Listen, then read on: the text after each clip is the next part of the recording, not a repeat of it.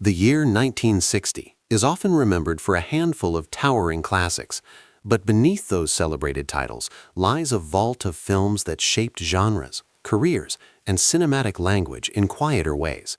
These are not the movies endlessly recycled on cable or remade into glossy blockbusters. They are bold experiments, star-driven risks, literary adaptations, and international breakthroughs that slipped into the margins of film history. Some challenged social norms. Others expanded science fiction, horror, or courtroom drama into something sharper and more provocative. A few were misunderstood on release, only to gain appreciation decades later. What unites them is ambition.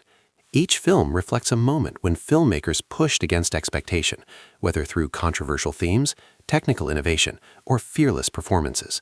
If you think you know 1960 cinema, look again. These 10 films deserve rediscovery, not as footnotes, but as essential chapters in a year that quietly reshaped the medium forever. The Time Machine. George Pal's the H.G. Wells visionary novel to vivid cinematic life.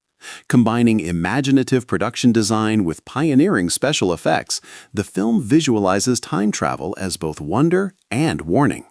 Rod Taylor portrays the Victorian inventor who journeys into distant futures, witnessing humanity's evolution and decline.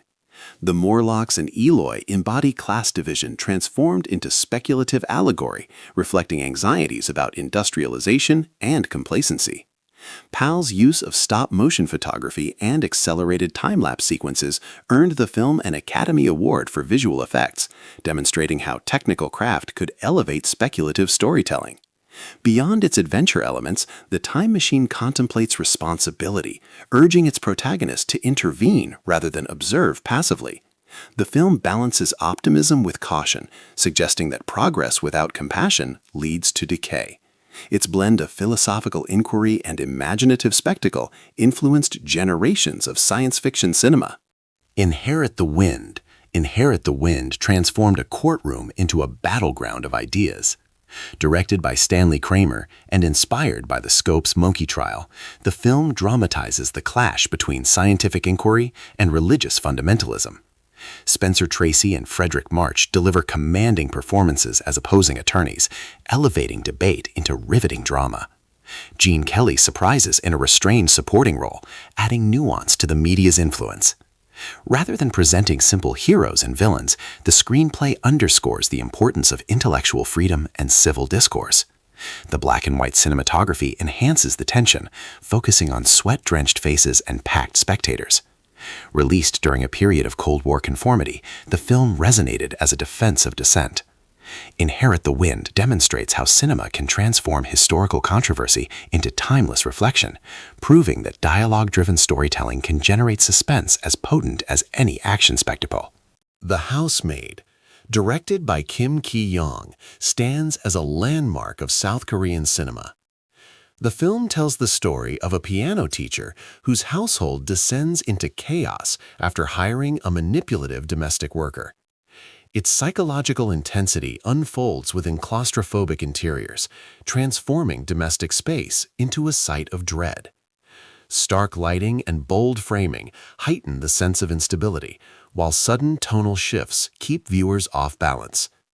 The narrative explores class tension, desire, and moral hypocrisy, reflecting anxieties within rapidly modernizing Korean society. Performances veer between restraint and melodrama, amplifying the film's unsettling atmosphere. Though initially controversial, The Housemaid gained international acclaim decades later, recognized for its daring style and thematic depth. Its influence can be traced in contemporary Korean thrillers that blend social commentary with genre experimentation. The film remains a powerful reminder that cinematic innovation flourished far beyond Hollywood's borders in 1960. The Little Shop of Horrors.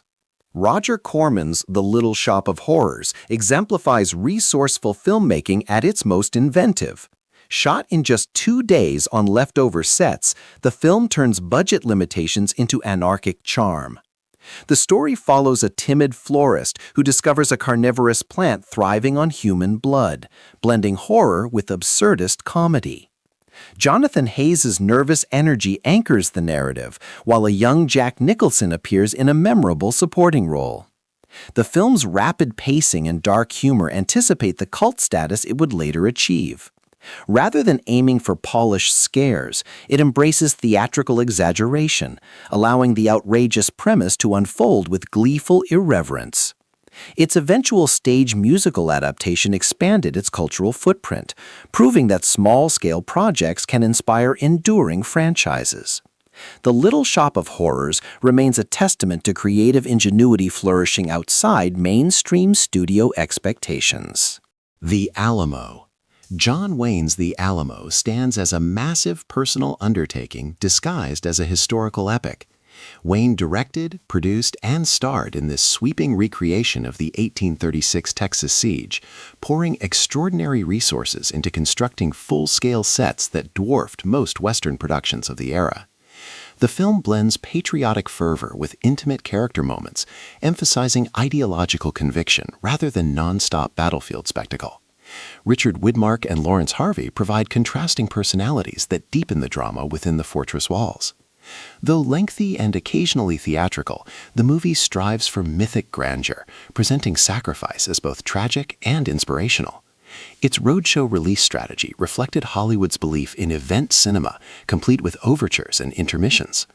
While critics debated its politics and pacing, The Alamo remains a testament to old-school ambition, capturing a transitional moment when traditional studio epics confronted a rapidly changing cinematic landscape shaped by new cultural attitudes. Butterfield 8. Butterfield 8 placed Elizabeth Taylor at the center of scandal, transforming tabloid notoriety into dramatic power.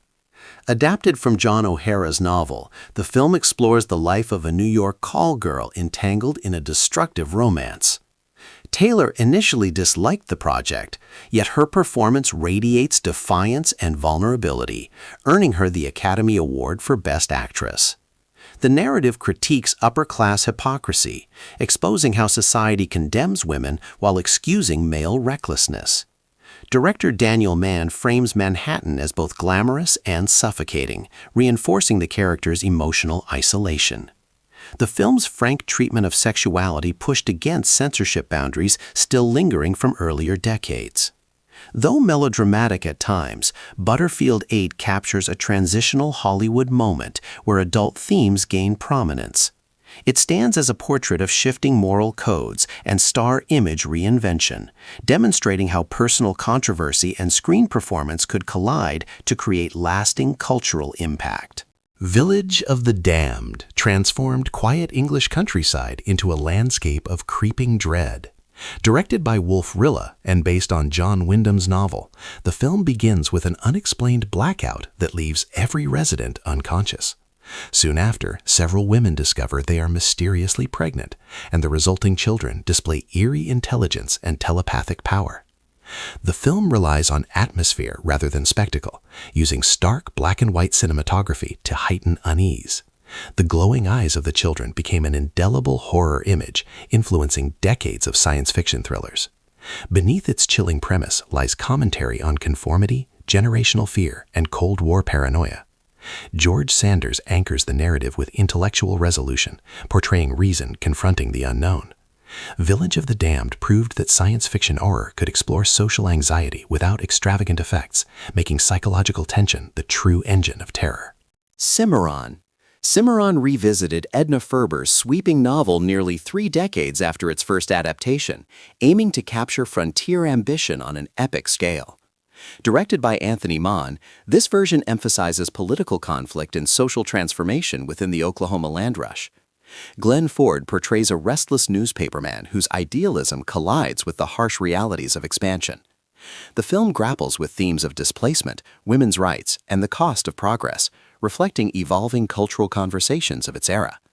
Lavish production design and widescreen cinematography convey the grandeur of untamed territory, while intimate domestic scenes reveal personal sacrifice behind public triumph.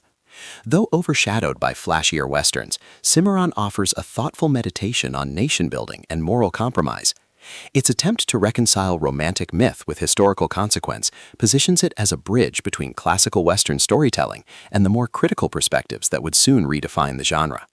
Never on Sunday brought vibrant Greek culture to international audiences through humor and warmth. Directed by and starring Jules Dassin alongside Melina Mercouri, the film follows an American scholar attempting to reform a spirited Piraeus prostitute. Mercouri's performance radiates charisma, earning her an Academy Award nomination and global recognition. The film juxtaposes intellectual idealism with lived experience, gently satirizing attempts to impose morality through theory alone. Lively music and sunlit waterfront settings create an atmosphere of celebration rather than condemnation. Beneath its romantic comedy surface lies commentary on freedom, pride, and cultural misunderstanding. Dassin's direction balances affection with critique, presenting Greece as dynamic and self-defined. Never on Sunday achieved rare crossover success, demonstrating that foreign language cinema could captivate mainstream audiences while preserving regional authenticity and spirited individuality. Saturday Night and Sunday Morning became a defining work of the British New Wave. Directed by Carol Rice and starring Albert Finney, the film portrays working-class life with unfiltered candor. Finney's Arthur Seaton rejects authority, pursuing pleasure while resisting societal expectations. Shot on location in Nottingham, the film embraces industrial landscapes rarely depicted with such honesty. Its dialogue captures regional dialect and youthful frustration, reflecting post-war generational unrest. Rather than glamorizing rebellion, the narrative exposes its consequences, presenting complexity instead of romantic myth. The film's naturalistic style influenced subsequent social realist dramas across Britain. Saturday Night and Sunday Morning signaled a shift towards stories rooted in everyday experience, challenging polished studio aesthetics. It stands as a landmark of cultural representation, proving that authentic voices and lived realities could command cinematic attention. These 10 films illustrate how 1960 offered far more than a handful of celebrated masterpieces.